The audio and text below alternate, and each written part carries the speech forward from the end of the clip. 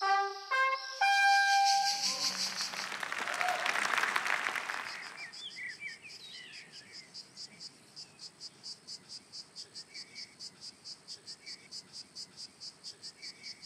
suis directeur de recherche à l'INSERM. Je suis au centre de recherche en neurosciences de Lyon et je suis spécialisé en neurosciences cognitives et je travaille essentiellement sur l'attention et la concentration. Alors justement, l'attention, c'est un processus évolutif. Pour arriver à l'attention qu'on a aujourd'hui, ça a mis quelques millions d'années. Et comment il a évolué ce processus? Tout être vivant, en fait, a un problème de confrontation entre ce que peut traiter son système nerveux en termes d'information et ce à quoi il est confronté. Donc il y a une question de sélection qui se pose. En fait, rien que l'apparition des yeux fait qu'on va percevoir mieux à un certain endroit qu'à d'autres. Donc les animaux ont commencé à tourner la tête aussi, qui est une forme de première orientation de l'attention. Et puis après, tout ça s'est développé avec chez l'être humain, en fait, beaucoup plus de flexibilité et de capacité en fait, d'avoir une stratégie attentionnelle, ce que ne peuvent pas avoir les animaux. Aujourd'hui, notre système d'attention est préservé depuis des millions d'années. Chez l'homme moderne, donc il s'est développé, il n'a pas évolué récemment. Donc c'est vraiment, il était dans des situations relativement simples, d'agir avec peu d'individus dans un groupe social, à faire des tâches relativement simples. Et donc c'est tout le problème qui se pose en ce moment, puisque en fait maintenant on est confronté à un déluge d'informations qui n'a rien à voir avec le contexte dans lequel le cerveau s'est développé. Alors justement, d'un point de vue expérimental, comment vous y prenez-vous pour mesurer cette sélectivité de l'attention? Vous utilisez des IRM ou quel type d'expérience faites-vous? Alors en termes de sélectivité de l'attention, finalement, la psychologie cognitive est relativement suffisante. C'est-à-dire qu'on va présenter à différents endroits sur un écran des petits stimuli qui demandent l'attention pour être vraiment traités finement. Et puis on va s'apercevoir que si on flash 4 images, ou même 2, les 2 ne peuvent pas être traités avec le même niveau de détail ou générer des réponses aussi rapides. Et donc c'est là, en fait, c'est presque ce qui définit l'attention. C'est que certains éléments vont bénéficier d'un traitement privilégié. Alors c'est quand même le cerveau qui est à la base de tout ça. Vous disiez tout à l'heure lors de votre présentation que le cerveau faisait des petits arrangements avec la vérité. Qu'est-ce que vous entendez par là? Ouais, c'est l'idée que le cerveau, en fait, ce dont il a besoin, en fait, c'est une machine essentiellement à extraire des statistiques du monde, des relations statistiques, le fait que le monde ne varie pas n'importe comment à chaque instant, donc il y a des régularités, et ça lui permet en fait de prédire ce qui va se passer et de prédire le résultat de ses actions. Et en fait, parfois, quand on peut créer des situations où ces statistiques sont violées, et du coup, le cerveau va parfois préférer sa version des choses plutôt que la réalité. Et donc, c'est ce qu'on peut voir avec, je sais pas, l'exemple du train. Quand on est dans un train et que le train d'à côté démarre et qu'on a l'impression soi-même de démarrer, c'est-à-dire qu'en fait, le cerveau va nous faire percevoir un mouvement alors qu'il n'y a pas de mouvement, juste pour préserver cette illusion d'un mouvement cohérent qui influence tous les sens de la même façon. En fait, l'idée, c'est vraiment ça, c'est de préserver, on dit, il se passe des choses bizarres, je ne veux même pas le savoir, je fais comme ça se passe d'habitude, comme je pense que ça se passe. Ça me fait penser aux faux souvenirs, au fait qu'effectivement, c'est assez facile d'induire des faux souvenirs chez les gens, et en fait, c'est le cerveau qui ne sait plus distinguer le vrai du faux. Oui, c'est ça, c'est exactement ça. C'est-à-dire, en fait, c'est le même système qu'on va retrouver, cette idée de garder une cohérence qui va s'appliquer dans le cas, par exemple, d'illusion d'optique à un niveau très, très bas niveau, juste du système visuel, primaire presque, à des choses de très haut niveau, comme le récit narratif de comment les choses s'organisent.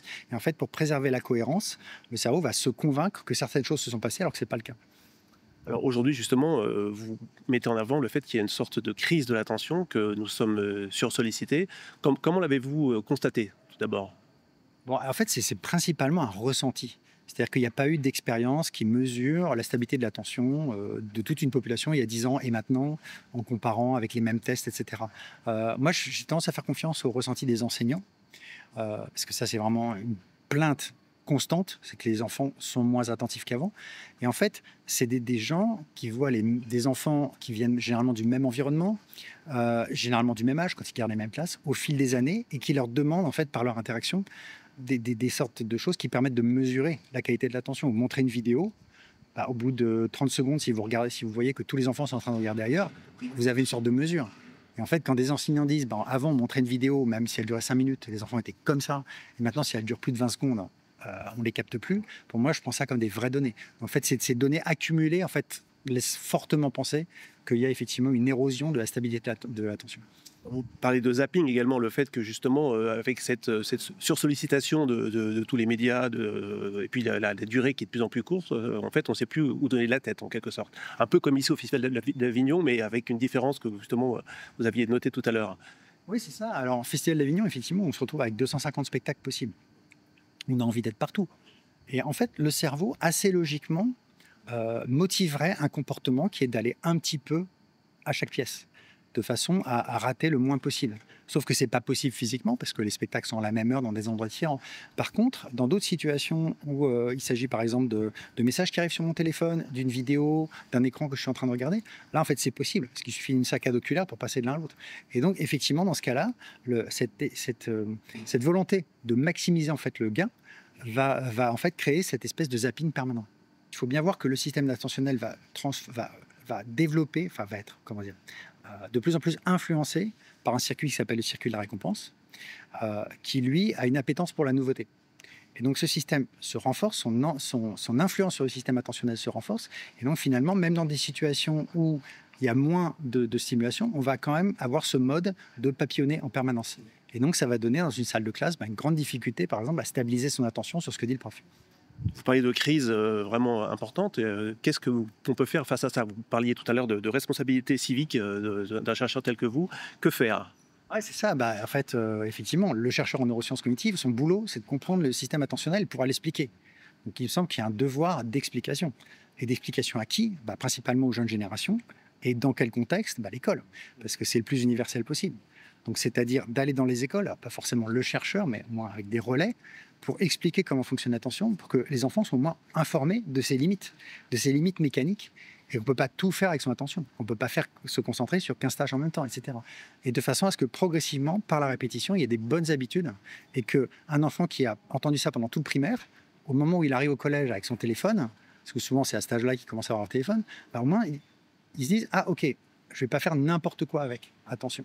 Donc c'est le programme ATOL, ATOLE. Et le programme ATOL, c'est un programme d'éducation à l'attention qui a été monté en fait en 4 ans dans le cadre d'un programme ANR et qui maintenant a été téléchargé par plusieurs dizaines de milliers d'enseignants. Donc il est assez vastement utilisé dans les pays francophones au moins. Donc on en est au-delà de la conception, on est vraiment maintenant dans la diffusion massive. Et aujourd'hui, vous êtes optimiste ou pessimiste sur cette crise de l'attention? En fait, je suis plutôt optimiste parce qu'il y a une convergence historique entre cette crise de l'attention et une compréhension du cerveau et des mécanismes de l'attention sans précédent. Et en fait, ça arrive en même temps. Donc en fait, d'une certaine façon, le problème arrive en même temps que la solution. Ce qui n'était pas du tout évident, ça aurait pu être décalé 50 ans. En fait, ça se produit au même moment. Donc je suis plutôt optimiste.